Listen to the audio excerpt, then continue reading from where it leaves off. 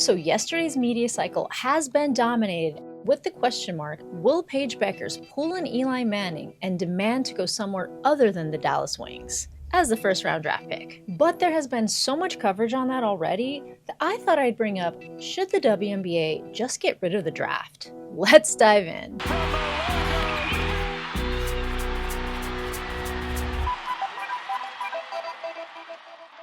So it is going around that Paige Bueckers does not want to go to Dallas, was not happy with the draft, but it's important to note that I have never heard her say this, and I don't think she has ever publicly stated this. However, Howard Megdal, he is a WNBA reporter, pretty reputable, been around for years, on a podcast stated he himself has heard that from sources around the league. Paige Bueckers might have to be convinced to go there. It seems to kind of be the rumblings that you hear is that's going to take some convincing. I have reported over at the 9 newsletter that there is a widely held belief around the league that she is going to go full Eli Manning. Yeah, which could be a benefit to Washington, could also be a benefit to LA, a couple of other places that are on her list. We know she's quite fond of the DC area. We know that playing with Cameron Brink and Rakia Jackson would be quite fun. So basically, Howard Megdal is a pretty reputable WNBA reporter. He's been around for years before the hype. So for him to say that he's heard these rumblings, I take that a little more seriously than some random content creator like me. But I do look for all the reputable sources. And something else that I've heard going around is that the WNBA Players Association is in Paige's ear telling her not to go into the draft because Paige Bueckers is a player with a lot of pull, like an Eli Manning was. But I can't substantiate that anywhere. I've looked everywhere for this, and I could totally be wrong. This could be something the WNBA PA, Players Association, has said that I have just missed. But yes, there are rumors that the WNBA PA, Players Association, wants to abolish the draft, just like the National Women's Soccer League recently did in their new CBA. So let's talk about abolishing the draft. But before we get into it, I have to say that I'm a little pro-draft. It makes things very fun before the start of the season. We get to get revved up, and I think that it kind of makes things a little bit more fair for all the teams. But I do want to go over the counter argument to that just to lay it all out. And I want to hear what you guys think. So I found a thread a few months ago that talked about this very issue. So I went and I dug it back up because I want to share it with you guys and I want to hear what you think. So it looks like this person is pro getting rid of the draft, and these are the reasons that they've laid out. The player autonomy and freedom of choice. The draft limits players' freedom to choose where they begin their careers. Eliminating the draft would allow the WNBA players to select teams that best fit their personal and professional goals, much like free agency.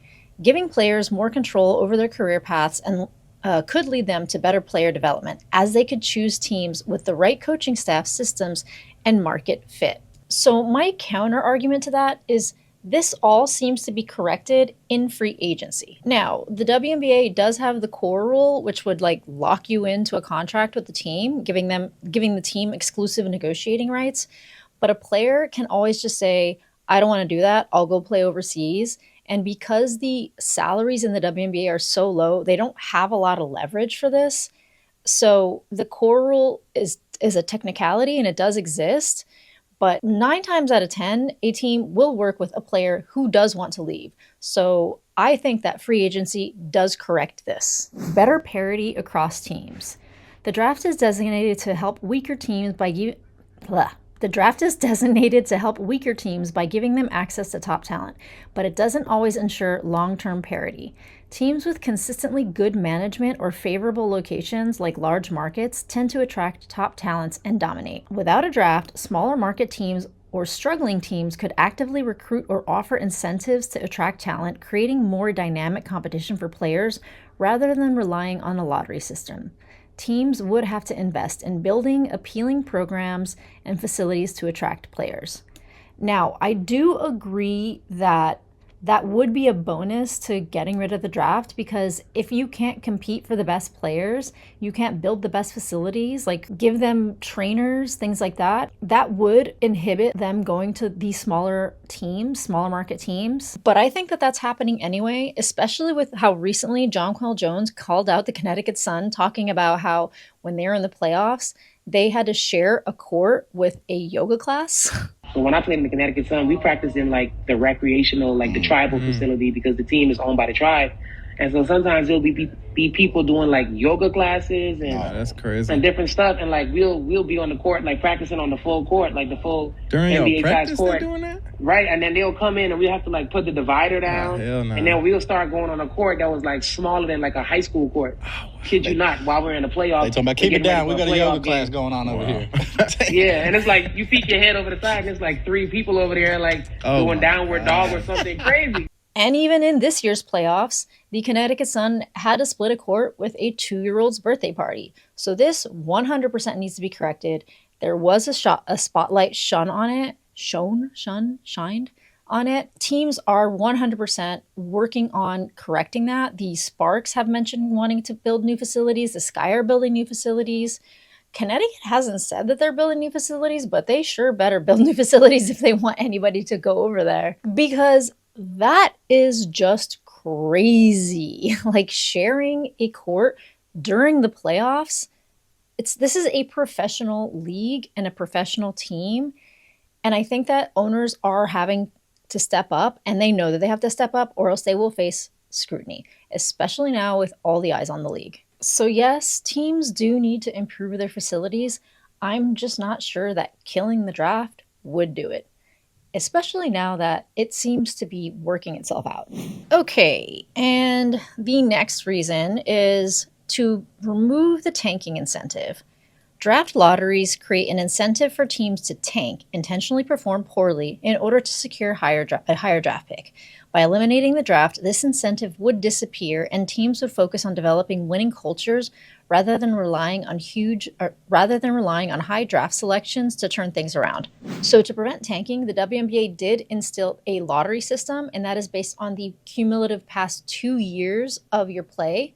So whoever wins the lottery there would get the first pick. And while watching your own team tanking does kind of suck, it is kind of a viable strategy. Take, for instance, the Aces. They were not a super team that was bought. They became a super team from cultivating drafts. I totally get not liking tanking, but again, it is just one strategy. And their fourth reason for getting rid of the draft is market-driven talent distribution. Without a draft, player distribution would be more market-driven, with teams offering competitive deals to sign players. This could encourage teams to invest more in their programs and attract talent based on merit rather than chance. Now, to me, market-driven essentially means richest owner. Or not exactly that. It's more like not all rich owners are good, but all good owners are rich. So it kind of doesn't give these small market teams a fair chance to compete. And I kind of think that if it were up to the players, they would all be going to the biggest and best teams.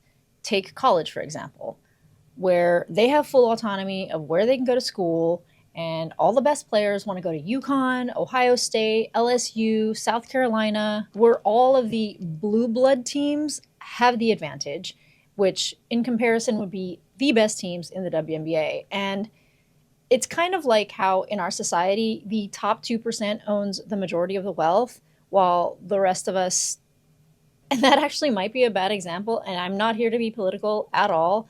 I just think it's the basketball parallel. And to be honest, sports is an entertainment industry, and the draft is entertaining. It creates buzz and a lot of talk before the season. It gives us something to really look forward to, and it just revs up conversation and debate. And I genuinely want to hear what you think in the comments. I will be going back and forth with this discussion because I am curious. This is something that I see some plus sides of. I personally like the draft, but I'm open-minded and I would love to hear your thoughts.